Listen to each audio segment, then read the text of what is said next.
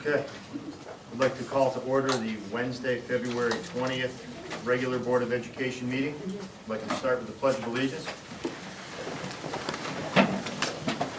Pledge of Allegiance to the flag of the United States of America and to the republic for which it stands, one nation, under God, indivisible, with liberty and justice for all.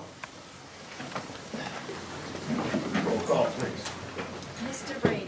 Present. Mrs. Capabianco. Mr. Cavanero, not here. Mrs. Hill, not here. Mr. Kisco. Here. Mr. Marola.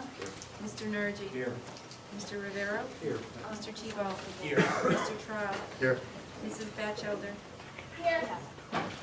Mrs. DeMonico. Here. Mr. Jocelyn. Here. Mrs. Clacko. Here. Mayor Bingham, not here. Austin Kelson. Gang. Kevin Finn. Me. You are Kevin? Or no, he's at a swim meet tonight. Swim He's at a swim meet. Rachel Kelly. That's me. The audience is having difficulty hearing. Yeah, we're still working on an amplification process, so that'll be here for next meeting. You need to talk Sorry. louder. Yes. Who's our other guest? Oh, I'm stepping in for Austin Thompson. My name is Sheila. Welcome, Sheila. Thank you. Okay, school community session. The board invites members of the community to speak on topics to be addressed in the agenda or other topics of interest. Individuals wishing to make comments are requested to fill out the speaker sign-up sheet, including name and address, which must be stated also at the beginning of your comments. The board will not allow comments regarding specific staff members or personal grievances. Courtesy is expected in this limited public forum. The participating time will be limited to 3 minutes per person and 10 minutes overall to guarantee an efficient operation of the meeting. Always late.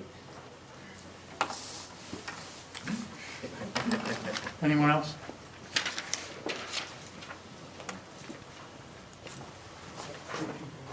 Thank you, sir. Mr. Battle.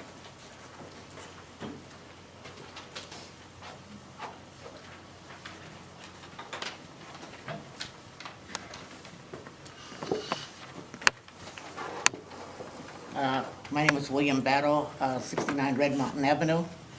My son is a middle school student. This is not on the agenda, this just has something to do, but it is relevant, I think. Last week, there was a parent community meeting, and because of some conflicts with the other budget meeting, members that were supposed to be there weren't there. And I thought that was unfortunate. What they were talking about is special education. They had somebody from the state, the CBAC. The other topic was the PTA versus the PTO and how that operated. And they had somebody else from the state that did show exactly what that was. These are things that have had a bit of conflict in the past as to how funding, where funding goes. And it was a very good way for many of the parents that didn't know to be brought up to par on exactly how it works. And the third topic was the Common Core. And since there was nobody there basically who could answer the questions, I unfortunately took it upon myself to give them as much of what I thought the Common Core was as I saw it. And one of the things I think should happen, since many members of the community do not have the internet, although I know we think everybody does, but many of the people don't. And they don't, many of them have told me that they don't know what the Common Core is and don't understand it in plain language. My own take on it, which I expressed that evening because I was there, was that it's an unfortunate form of centralization coming from the federal government through No Child Left Behind, a means with which to accommodate the problems that they've had. And as a centralization, it runs the fault of one fail, all fails. I have always said, in particular, since I've been in Torrington, that Torrington is not the same dirt, it does not have the same demographics of Hartford, New Haven, or Bridgeport, and should not be suspect to the same form of education that they have in big towns. It's a mistake. it unfortunately makes our teachers, since the teachers have to, for a Common Core, the testing apparatus goes along with the function itself. The ideas of interactive testing for groups of kids at different levels is a way with which we can get around the achievement gap without actually affecting the achievement gap. It's a way with which I believe that all boats will not rise, but all boats will fall. The higher kids will be lowered and the other kids will not be hired because they will interact at their own particular level. We won't know anything except how we send back the reportage to the government.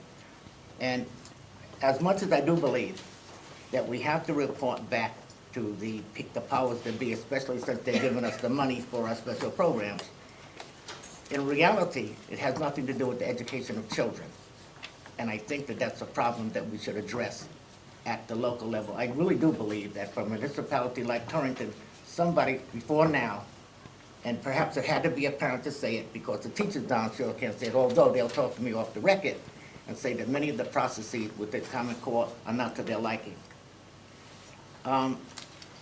I never believed that the school should be a problematic situation for a parent.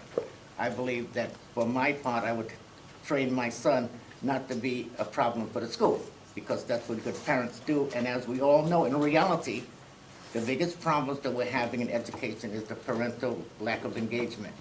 So when parents come out and do decide that they want to engage the board in an open session, not necessarily here, but at a church or someplace in the community, I think it would be nice to reschedule this and somebody talk about the Common Core in plain language. You don't have to agree with my idea that it's, as I might have said that night, over-speaking because I was a little bit upset, that it's nonsensical. The idea that something as you could centralize a national educational process for every school, no matter what kind of town it is. That would be like saying that, as the teacher did say when the governor was here, that the principals in Greenwich, Connecticut, and the principals in Bridgeport would have the same process. And I think that you should address that if you can. Okay, thank you. Thank you. And Ms. Battles, we do have copies, as simple, may I share them with you and you'll share them Yeah, okay. with parents on the, just a brief cheat sheet on what the Common Core is? Well, hopefully. Unbiased. Unbiased position. Mary Svets Giuliano.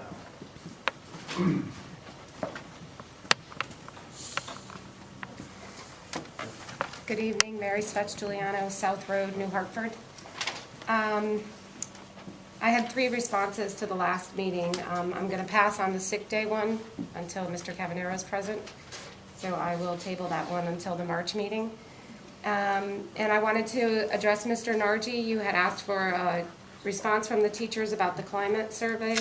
I wanted to know that that was completed, and I have the results in front of me, and those will be shared at the superintendent's meeting on February 26th. So once I pass them along to her, they will get to you. And then the final thing I wanted to share is, in case you didn't know, the TEA offers a scholarship every year for $1,000 to a senior going into education. It used to be a self-run account that generated enough money to pay every year, but obviously with the interest rates over the past 5, 6, 7 years, the principal is falling. So the TEA is having a fundraiser at Applebee's, and we would love to have any of you join us there. It is all day, 11 to close, but don't worry, we will be at work during the day and we will go after work. So I will try to get those around to you, just an opportunity to help us make some money for the scholarship. What day is that? It is Wednesday, March 13th. So, I mean, if you can do lunch, you just have to bring one of these vouchers and give it to them, and 10% of what you spend will be given to the TEA scholarship. Thank you. Mr. Ucalito. Thank you, Mr. Traub. Gary Ucalito, 55 Proprietors Lane, Torrington, Connecticut. I was under the impression you were going to be talking about sports tonight, but I guess you're not. But I know there's going to be a lot of people there next week to discuss, in particular, the swim team cuts. And as you allocate 20 minutes, I figured I'd get my few minutes in tonight and a few more next week. But it's not to talk about the swim team cuts as much as, I guess, any sports cuts in general, but I happen to have kids that have been in the swim team and are in the swim team now, so there is some of that. But, and I don't actively get involved in high school. I've had 4 kids graduate so far, and 1 here now and 1 coming up. But I looked at some of the things that the Board of Ed is responsible for, and one is to make sure that you inspire and give the kids in the Torrington High School system all the things that they need to succeed in life. And I'm looking at a letter from the superintendent to one of the swimmers' parents, and it strikes me as, and there are a lot of studies out there about sports and schools, and how the most successful schools in the country, public or private, have very large sports programs. The best schools having excessively large sports programs, i.e. prep schools. And they have the money to do it, don't get me wrong. But one of the objectives is to build in the capacity to develop individuals who have the ability to think creatively, work cooperatively, and become responsible citizens and share their talents for the benefit of Torrington. And study after study shows, and this is for thinking about whether or not you want to cut swim team or any other sports. One of many, many studies shows that the one thing you don't cut when you want to create leaders, you want to create people who succeed in college, far greater than those who don't participate in activities, not just sports, but all extracurricular activities. College success, college grades, current grades in the school system. If you look at swimmers, for instance, 24 of the 36 girls are in the honor roll. None have ever flunked off. The last 2 valedictorians have been, and the girls team have been swimmers. I think the board needs to think with more facts as part of your integrity mandate. Better facts about how you build a better program for all students at the school, meaning Torrington High School or all schools. Success of these students comes from more extracurricular activities, not less. And to pick and choose extracurricular activities, such as swimming, would be a mistake, I think. But I'm not going to argue for the swim team tonight. I'll do that next week. But I think you need to look at more studies, more programs, more facts, dig a little deeper into some of the courses that I see on the curriculum. One my son takes, which really shouldn't be there, in my opinion. I'm not going to say what it is, but maybe I will next week. There's 10 or 12 of them, maybe. A lot of it involves politics, I'm sure. A lot of it involves maybe contracts with teachers and other things. But if you really want to make this school better, don't cut extracurricular activities. It's what builds leaders. It's what builds character. You know, one of the few, if not only, parts of this school system where the educator, the coach in this instance, can actually get kids to do things and demand results out of these kids, unlike in the classroom, and not have to worry about throwing the kid off or out of the school or out of the class because he flunked off, is sports. The coach can demand results. He can demand he be in school, I practice. He can demand that he get down and do push-ups. He can demand that he get in the water and do an extra 100 laps. Teachers don't have that ability anymore. I don't know that the students will learn in the classroom anymore the respect that they need to learn, the commitment that they need to learn, the level of just overall responsibility that it takes to be an athlete or to be in the band. My kids were in the band, or to be involved with any other extracurricular activity that the school may have to offer. So to take that out of the system for, in this case, 60 students, for instance, on the swim team, maybe more, maybe 70, of the best performing students in the high school, and there's no doubt anybody's going to argue with that. Overall, they are the best performing students in the high school. It's foolish. And to even discuss that without looking at the impact and the facts related to after-school sports and after-school extracurricular activities is a big mistake, I think. And you're not going to produce better students, and you're not going to produce a better school system. That's a fact, and that's a fact I think you should deal with before you make those decisions, because you're charged with looking at all the facts.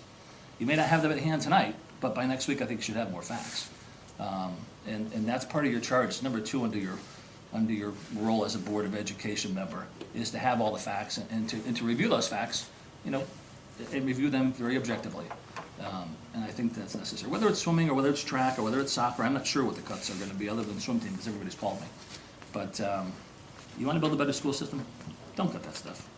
You know, I've lived in Westchester County, I've lived in Fairfield County, my kids have been to those schools. My oldest boys all graduated here, all went to great colleges. The Torrington school system provides all that, but they were captains of the swim team, they were captains of the baseball team. They played PAL basketball, they've all participated in extracurricular activities. You're gonna lose that.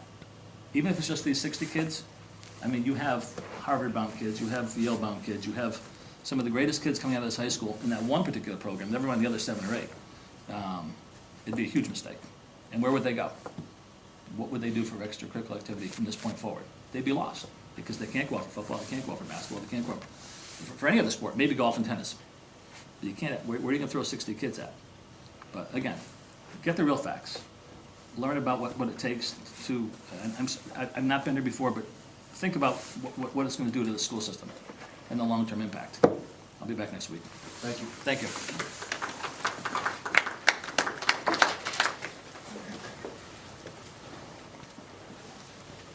Okay, approval of the agenda.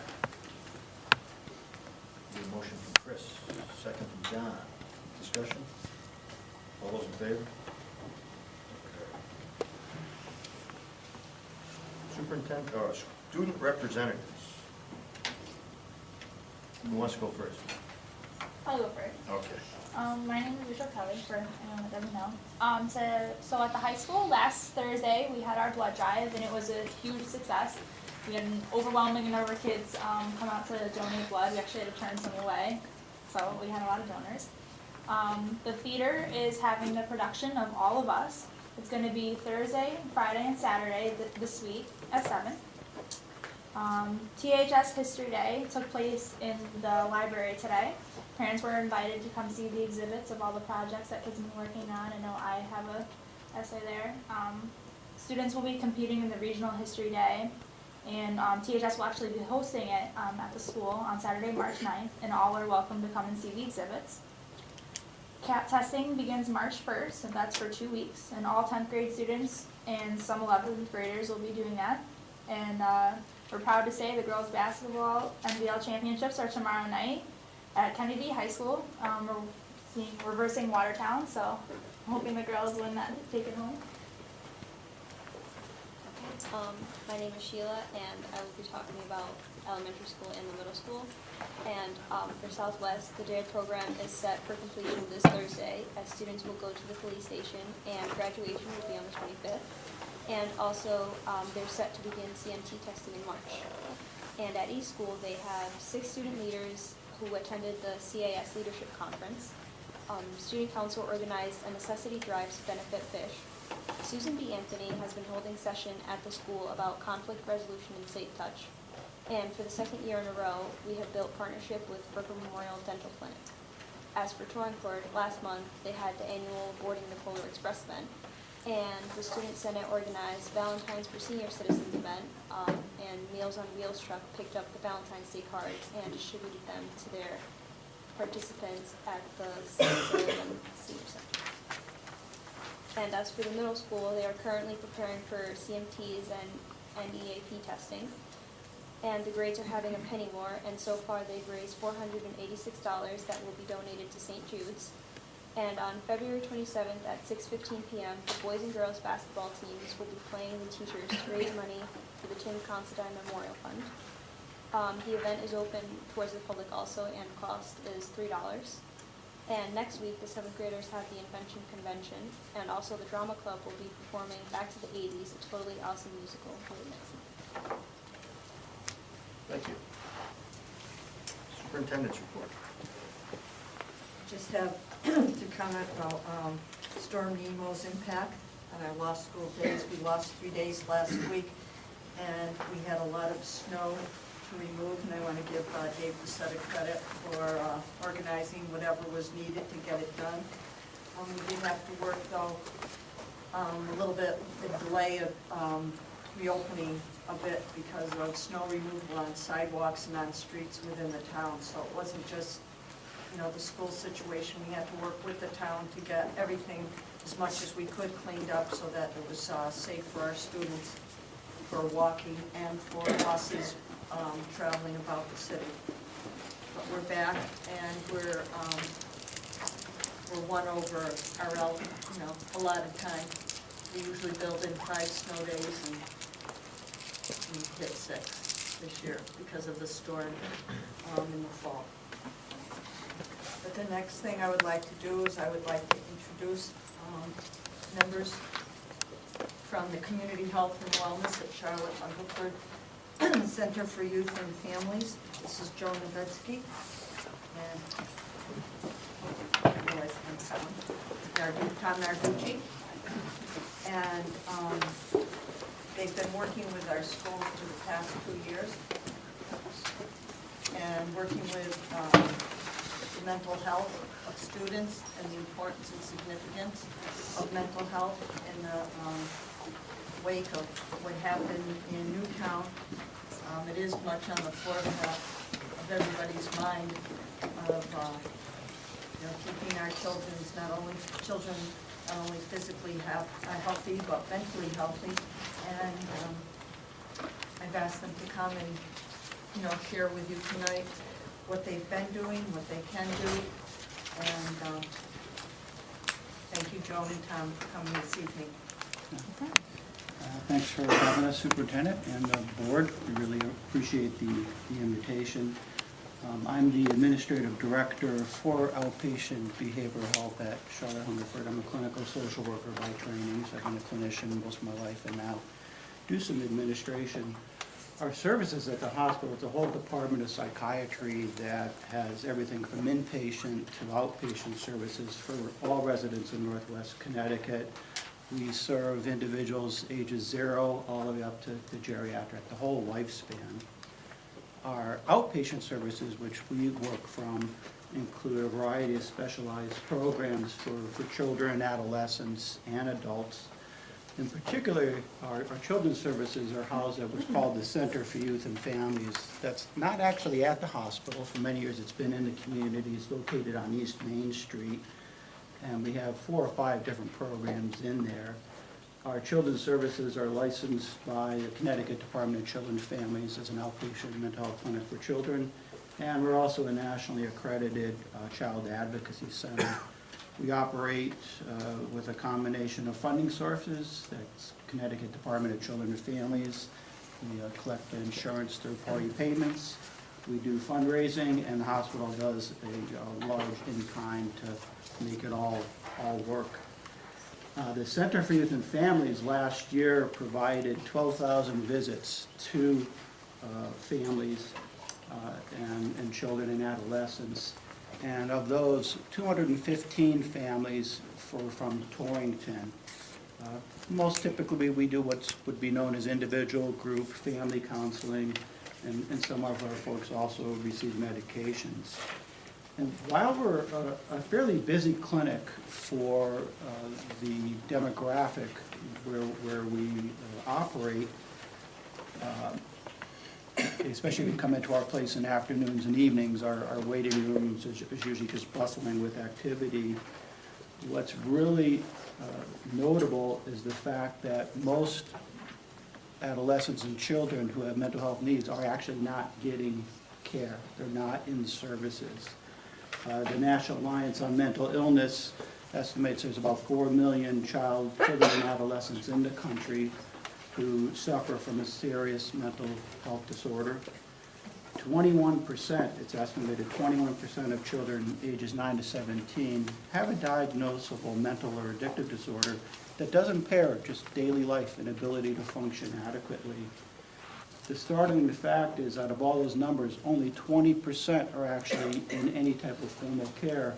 And behavioral health, mental health care can really make a difference in an individual's life. What this means is that because of not enough knowledge about mental illness in children, not enough resources, and then the stigma that does still impact our view of folks who have mental illnesses, 80% of kids who really could use help don't get there. Newtown has triggered an interesting conversation, and I don't want to get into Newtown, but it has allowed for a really frank discussion on a national, state, and now local level about mental health and children. And the focus is really focusing on the fact that it's the 80% that are not in care that we really should be doing something about. The good thing in the state of Connecticut, and also here locally with not only our agency but others that service the area, is that there are really, really good mental health services for kids in our state of Connecticut. We brought in evidence-based care. We have best practice models. We do, for example, trauma-focused cognitive behavioral therapies. We have Project Joy.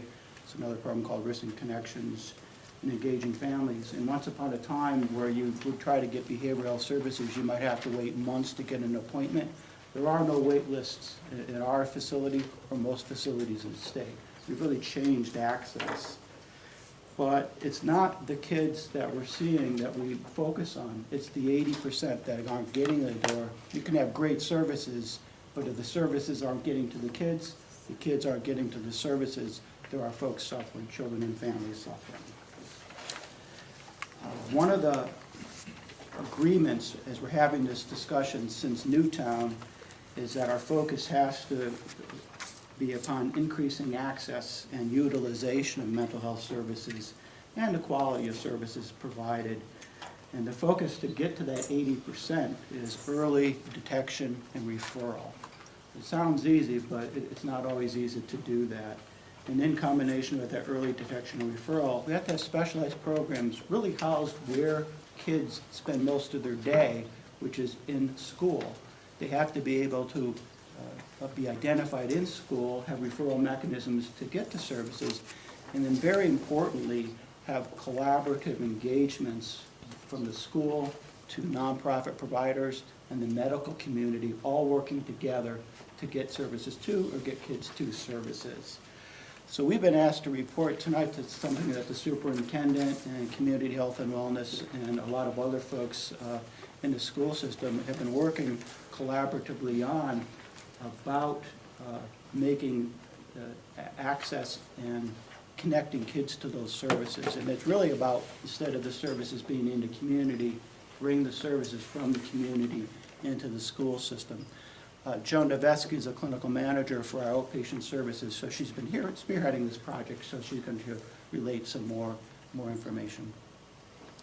It's really nice to be here so that we could kind of let you know of some of the new ventures that we're taking, and it is a new venture.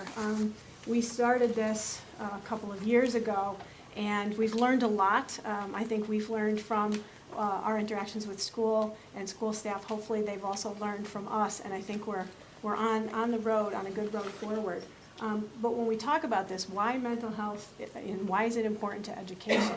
Well, part of the thing is the kids are in school, and that is the normal environment they grow in. They're in groups, they learn from each other, they learn about social relationships, they learn about problem solving, they learn about disappointment, about learning where their skills are, where they want to pursue, whether it's sports or any of those things. So they're involved in all of these things, and they're learning skills as they're going. Each of those skills they're developing is affected. It's affecting not only the individual student, but it's also, it has an impact on all the other students around them and the whole school environment. So when certain things are getting impacted in classrooms, it doesn't only impact that one child, it really does impact that child and whoever else that child's life touches. So it's very important to note those things, and it isn't just one child we're talking about, it's groups of children.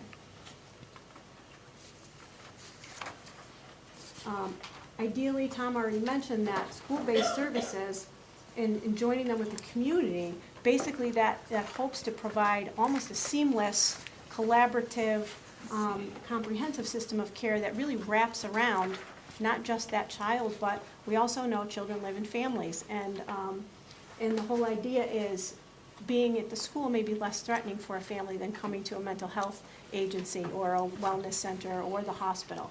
So it is a great place to do that, and it's on-site, and we may be able to get to those families that Tom talked about, that they're just a little bit difficult to engage, or they can't get to us because they're under such financial strain. Some don't have cars. Sometimes they have a car, but they don't have the money for gas. They just can't get to us. So to be able to put that in a school setting, it makes it a little easier for them. It also helps with, as we talked about, the stigma with mental health care.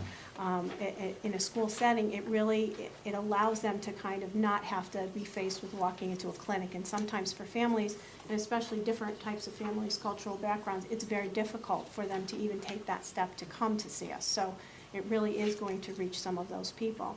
I put the comment on there that it takes a village, and I think it does. It takes a village these days to provide all that we need to so that the children as well as families can be successful. There's so many things that are stressing families out and in turn stressing children out that if we aren't working together, it's going to be really hard for kids to pull their weight and learn things and move forward. So I definitely have that belief about it takes a village in many ways.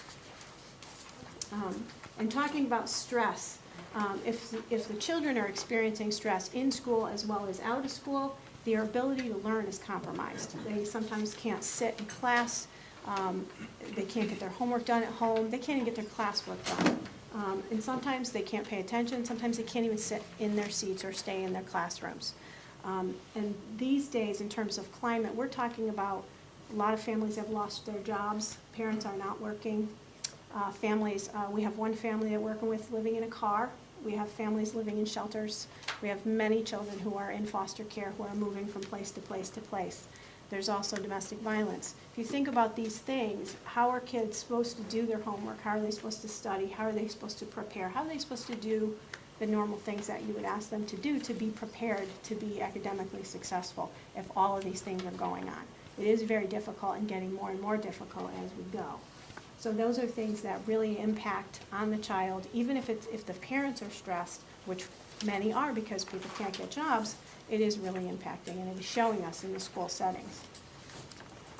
The next chart is a complex chart, but it comes down to just talking about that a lot of people say, well, why are you bringing mental health clinicians into the school? We have guidance counselors, we have social workers, we have psychologists. How is this going to work? Basically, it really is bringing in another resource because the guidance department and the guidance staff are so busy and their time is so maxed out dealing with some of the disruptive behaviors, some of the challenging things that are going on in classrooms, children who are leaving buildings, things like that, that there needed to be an additional resource to provide more in-depth counseling, which gets to not just the behavior that's the problem, but the core issue of that.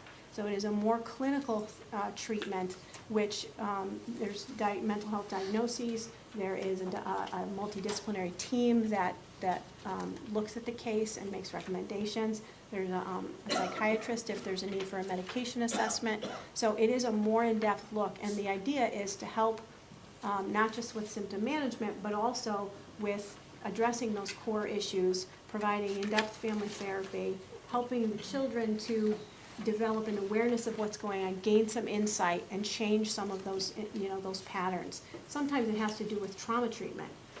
If a child has trauma and the trauma is not addressed, there's what we call adaptive behaviors. And what you see in school sometimes is that adaptive behavior. But the core of that is the trauma. So that the behavioral health clinician's job would be to do that in-depth work while working in partnership with the staff who are already on scene at school, addressing some of the other things that will make it easier for that child in the classroom to get through that day. So I think together, the idea is together we provide more than we can separately, because being in the school system helps the clinician also because we're right there and we can interface with teachers who have such great information, and also the guidance department. So that has been really great, and it really is a joining of resources versus stepping on each other. So the effort that we talk about started in 2010, and it was really kind of a venture that we decided to take with Community Health and Wellness and Center for Youth and Torrington Schools. And basically what we did was we had a satellite office in both Torrington Middle School and Torrington High School. And we had one behavioral health clinician in each area for about 15 hours a week. At that point, walking into the buildings when collaboration started, because we didn't have a path laid out, because every school system is a little different. So you really have to look at your school system and your area and figure out what's going to work. So basically, that's where it started. And basically, Center for Youth or myself, we have clinical oversight in the case teamings, and that process happens in conjunction with us at the Community Health and Wellness Center. And so for our first venture, we were excited because we had some good results. We had 68 one-hour sessions and 29 half-hour sessions at the middle school. We had 33 one-hour sessions and 8 half-hour sessions at the high school. One of the biggest glitches, which you'll hear me talk about, is actually getting the kids, because they're moving targets for us. So our cancel fail rate at the middle school was like 27%. At the high school, they're tricky. It was 87%, because it was just really tough to engage and get our hands on the kids on a regular basis, because the therapy is scheduled on a regular basis. Referrals were still slow to get started, but the second half of the year, we definitely had much more going on. And once again, we were still learning at that point.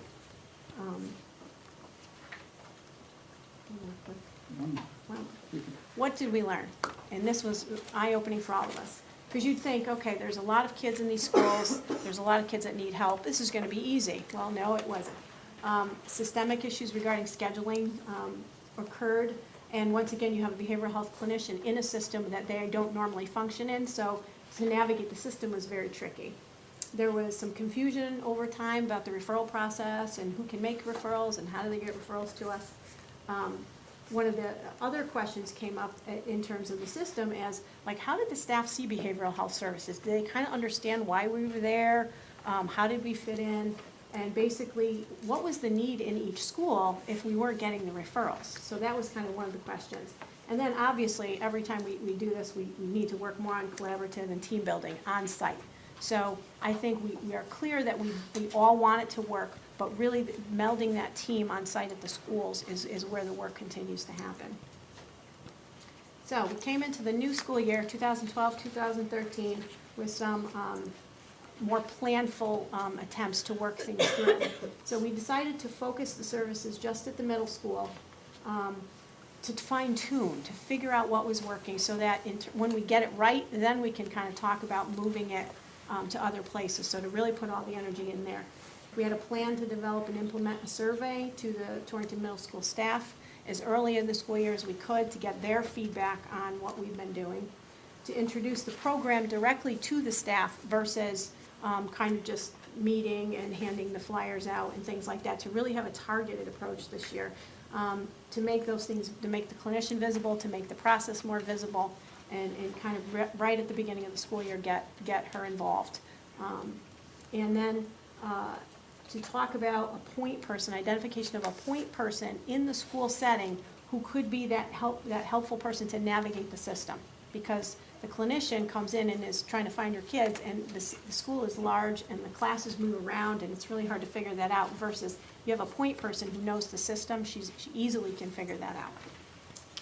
And then the other idea we had was to establish a committee made up of the behavioral health clinician and school personnel who would troubleshoot and kind of figure out things and brainstorm about what would be helpful and what wouldn't be helpful. So those were our kind of ideas about this school year. So on 9/11, we, at the first meeting at Torrington Middle School of the year, we introduced the behavioral health clinician in the program and talked about the referral process. We had 71 respondents to the survey, which is a really great turnout, and that was a mix of all different staff at the school, various ages in terms of years of service at the school and everything. So basically, we wanted to evaluate the needs for behavioral health services. We wanted to talk about potential barriers to school behavioral health, and also evaluate the interest in the staff at the school to see if there was an interest in being involved in a committee who would help guide and develop this program. So the important points that came out of it, it's a pretty hefty document, which we've shared with Cheryl, so she has that. And just some important points that we found out is that there was a discrepancy between what the teachers thought they referred and what actually got referred. So somewhere in the midst of that referral process, something got left out. And so we had to figure out what that was. There were concerns voiced about stepping on toes. For example, a teacher really being concerned about a child and not being sure if just talking to the guidance counselor was enough, and if they talked to the behavioral health clinician, was that going to be a problem? You know, those kind of like, more of those kind of issues.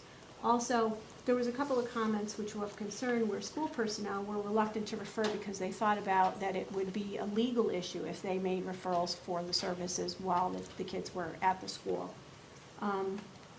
53 of the 71 felt that a student's classroom behavior can improve with services at the school during the school day. 48 of the 71 felt that the performance academically would improve.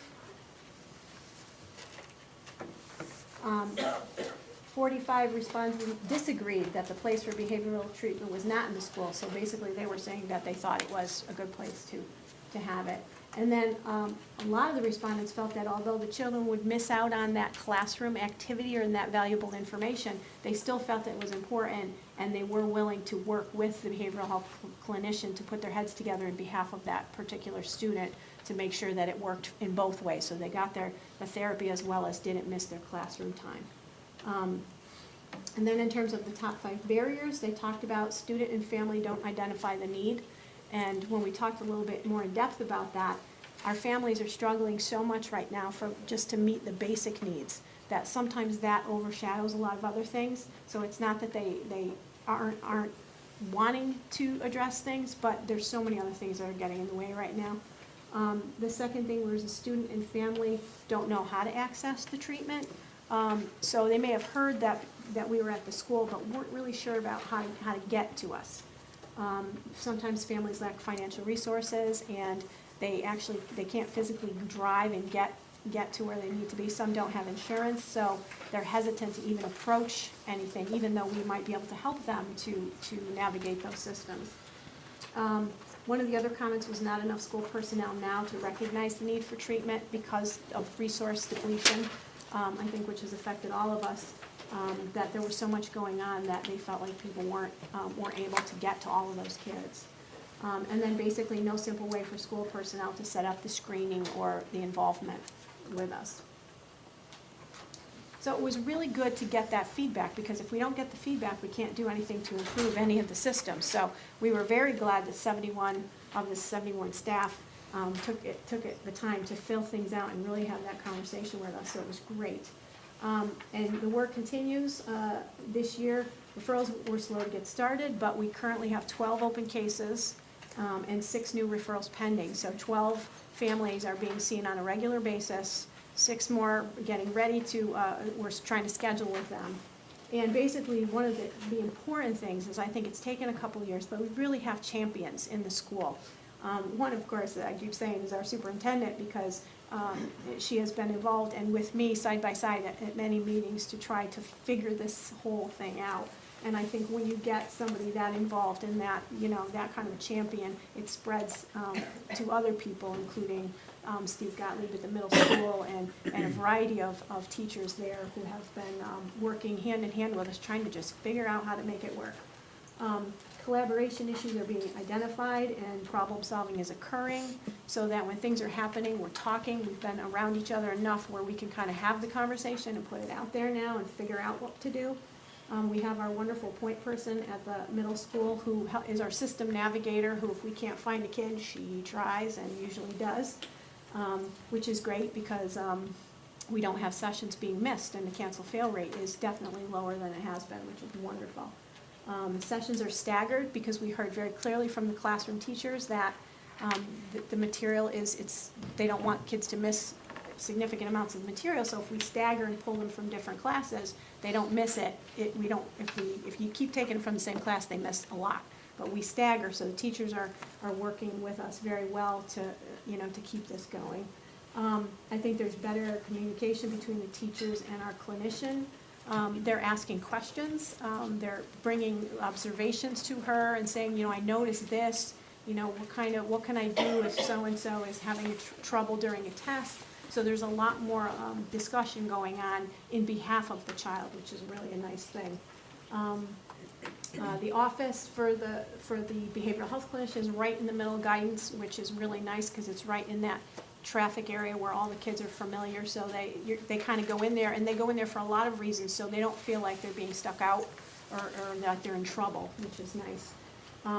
And I think what I just heard most recently is my clinician is, now that she's been there a while, she has figured out which teachers do what kind of activities, and she is now bringing kids to teachers, getting them involved with productions that are going on, the drama and the music, and trying to help some of our kids that are a little bit, their self-esteem needs a little boost to do some of those things. She has found allies in the school system now where she is getting kids involved in activities, which is fabulous. And she's really working at being a clinical resource to school staff to help, talk about what does depression look like, what does anxiety look like, why is this child having such a hard time before this test. And so I think people are being more comfortable and they're more open to having the discussion, which is really nice to be able to say at this point. Just to add the mechanics, I don't think we put it in the report, but we've been able to do this collaboration without kind of any special funding. So it's not costing the school system anything. We were able to get designated that this is an off-site, so we can actually bill for insurances for state or commercial insurances. And if the family doesn't have insurance, we can help to get them connected to that, so we don't turn away anybody whatsoever. So I think it's, school systems don't have extra dollars, we don't have extra dollars, but we found a workaround by having community health be able to get licensed here to provide services. And the thing that makes that work best, the busier you are, the better you can financially handle it. If we didn't start seeing more work, we were having a little bit of a problem. Now that cases have built up, we can provide those staffing resources and make it work financially, which I know we walked in on a financial meeting here at the beginning, so I know that's an element. And I think that's the nice thing, is that if it gets bigger, then we'll just see more kids. And we can probably identify nice. with some evidence-based outcomes. There's probably some funding opportunities that we can apply jointly together, all three entities. You have to have something to show before you go for those dollars. So this is just, I think, just a tapping of what we could potentially accomplish together. Mm-hmm. Next. And I think the next thing is to get back to establishing that steering committee. We do have involved in the survey, there was questions about, are you interested? So we wanted to grab people right when they were doing the survey. So we're coming back to find them, to see if we can rope them in and have them be involved with us. Because once again, we're in a system that is not our typical system, so we need people who are going to work with us and teach us and help us to understand what's going to work. One of the things we want to do is group. You have to have a lot of referrals to be able to then put kids together in groups. So as we're kind of pulling in more resources to educate us, then we can help develop more things to really address some of the needs that are there that haven't surfaced as of yet. We know they're there, but they have to surface. Continued connection with school-based meetings. It was really nice to get into with the teachers at the beginning of the year. And also the parents, I'm hearing that some of the parents were talking to our clinician about coming to a PTA or PTO meeting and talking to the group of parents. So I think there's a little bit more talk about joining forces, which is really nice. And then team building, because we have to keep doing this together. There's no way where either of us separately is going to touch the lives of these children as quickly and as well as we can if we're together. So the team building has to continue. We really are each other's resource. My hope is that as the children feel better, they're going to do better academically, the classroom behaviors and disruptions are going to go down, and then I think it just gets better and better from there. So I think the key is just keeping it going as long as we can, and hopefully we'll be expanding it. I like to think positive, so. Questions? You started off by saying that you have really good mental health care in Connecticut. How do you quantify and qualify that statement? And who actually designated that we do have good mental health care in this state? That's a good question. I was focusing on children's mental health care. DCF is charged by statute to be a lead on children's mental health care. And for probably the last, 6-7 years, what they did is they really focused on measuring results of services provided. So they brought a lot of resources into the state working with a network of about 22 child guidance clinics, which is a pretty expansive network. And they introduced evidence-based programs and provided funding to do that, so that services that have been demonstrated to work, they seeded in all different parts of the state. And now those programs have been in place, and you could go to the DCF website and some other things where you can actually see outcomes that folks, we can measure if folks are getting better who come into care. So that's one big measurable. Access is the other big one. Just getting to mental health care was one of the biggest dilemmas in the state. Now we actually can get folks in the door in under 2 weeks in just about every aspect, every area of the state. So I think where I'm comparing that to would be we are comparing measures that are standardized programs that have been tested, and comparing how providers are now delivering compared to those standardized measures. If that answers your question.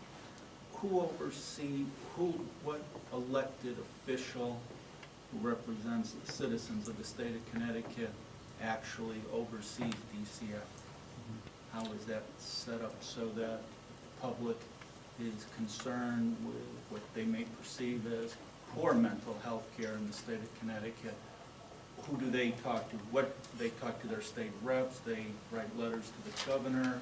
Yeah. You might need to help me out. There is certainly the commissioner of DCF is a point person, and then there are select committees on children as well, which is a legislative committee. The state organized what's called the Behavioral Health Oversight Committee, and that was a really good partnership between state, private providers, and parents. And then they do consult and give recommendations to DCF, the legislature, and the Behavioral Health Partnership about programs. And rather than one state dictate what should be, all groups to get together, including parents and families, with input in terms of what will be effective delivery of services.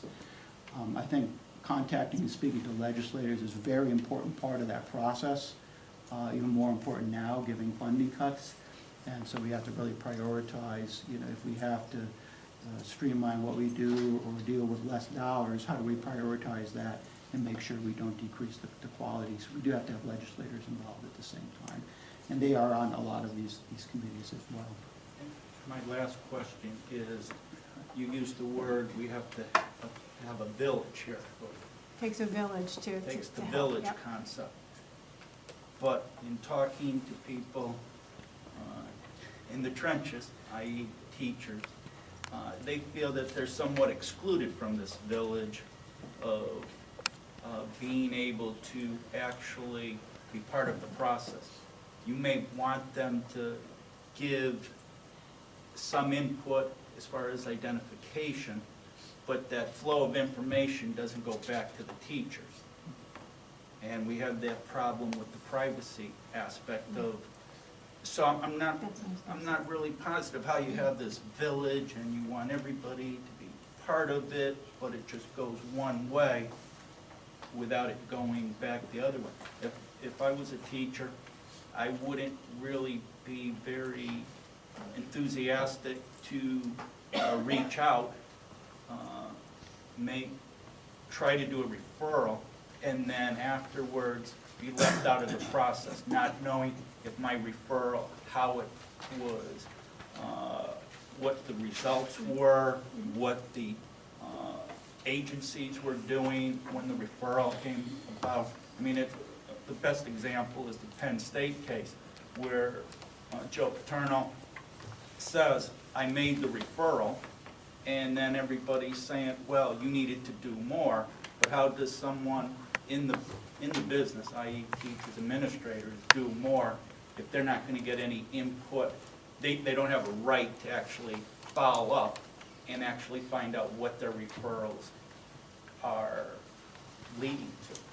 Well, part of what our job is to talk with the family and engage with the family and help them to understand that that is the best way, is if they give us permission to talk with the important people in their children's lives. They spend so much time in school, teachers do know more. And to be honest with you, at Center for Youth, that is one of the things that the clinicians do. We have a lot of contact with schools because it is key to the success of what we're trying to do. So we do work with families, we do try to get them to sign releases so that the teacher or school personnel can be involved. And a lot of times we are successful with that, not all the time. There are some families that truly say, no, I don't want you talking to the school staff. And then unfortunately, we have to respect that. But we have been able to, more so this year, is at least let the teachers know we got it and we're gonna see this kid. Because that was one of the things we heard early on, that they really wanted to know what happened with their referral. So HIPAA is gonna be an issue because parents have a right to say you can't talk to certain people. Even at this point, sometimes they won't let us, if a family is, say, involved with DCF, the family can say, I don't want you talking to DCF. And so that makes it difficult because we want to advocate, we want to work together. But if they say we can't, our hands are tied. But the effort is made and continue, even if they say no once, we still, I mean, that's our goal, is to try to get the communication if we can. The other element that we built into this design, we're just getting off the ground with the steering committee, would be we're doing pre and post tests on the individuals who we are working with. So even though if teacher, and teachers need to be part of that steering committee, because if you're not a part of it, you're not a stakeholder, you don't really, want to, we would miss an important ingredient from the school. If we have the pre and post, though, we're going to be able to report back to teachers included, say, hey, we had these number of cases, here's how we did with them. So I think even if we don't give individual stuff, teachers are getting feedback, is this making a difference? And I think also what happens in informal school settings, maybe we're not talking specifics, but if certain kids start doing better or there are less suspensions, less things, anecdotally, you end up understanding maybe there was a cause and effect there. And I think that's going to be key to the relationships between the outside provider and the school folks, including teachers. I think, though, that after Sandy Hook, that whole process may start to change, where there will be more of a demand, either by the public or by professional people such as yourself, to have more communication when people are identified, so that there are more, I guess you can kind of call them teachers, administrators, who are really first responders, who this information is going to have to be, I think there's going to be a sentiment to push that information back to a larger group of people, whether or not parents want this type of information disseminated or not. That's just my feeling of hearing people, especially the hearings that we had in Hartford. People want to know just the state, the mental health and stability of the kids that are sitting next to their kids. And I also think part of that involves us continuing to educate about mental illness, and that just because, a certain diagnosis is linked with a horrible tragedy, that doesn't mean that necessarily every person who has that diagnosis is going to do the same things. And that's kind of what we've been trying to help families to understand. The more we can communicate, the better and clearer the picture is. So there is a desire, and I can speak for the clinicians, being a clinician myself, there is that desire, and we have to just get the legal things to line up so that we're able to do the best work we can. I mean, it really is, like I keep saying, the village, but all hands on deck. I mean, we really have a lot to deal with these days, and hopefully people will listen and give us some leeway with some of these things, especially if kids need help. Thanks. So it's a point well taken. Yep. As you mentioned, we are looking at budget right now.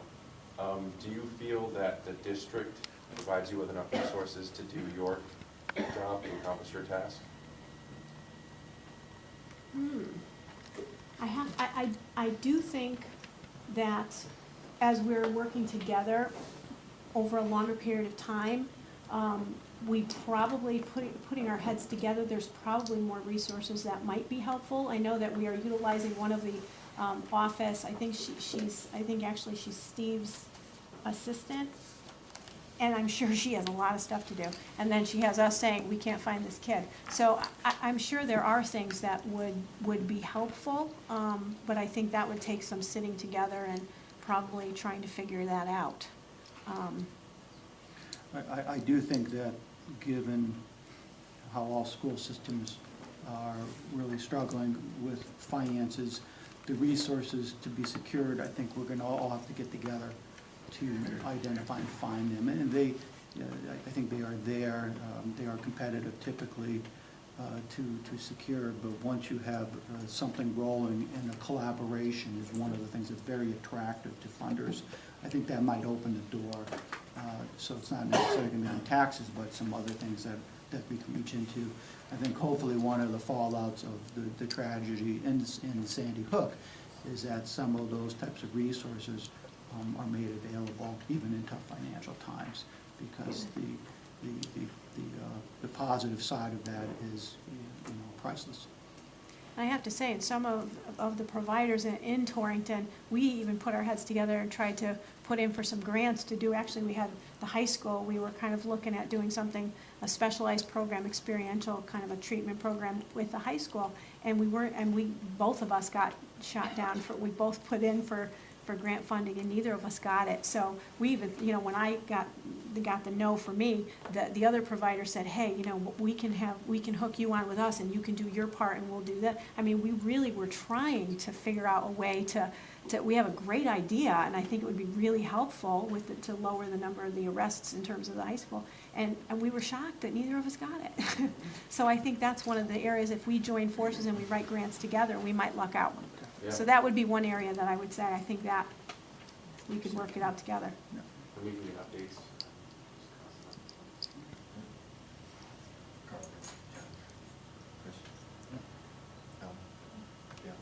I just want to wish you luck with the program. I think the more easily accessible we can get these services to students, the better off we're all going to be. So thank you for doing this. Thank you. And thank you to the superintendent, she's supported it, so that's what's making it happen. Thanks for having us this evening. Thank you. Thank you. Don't forget your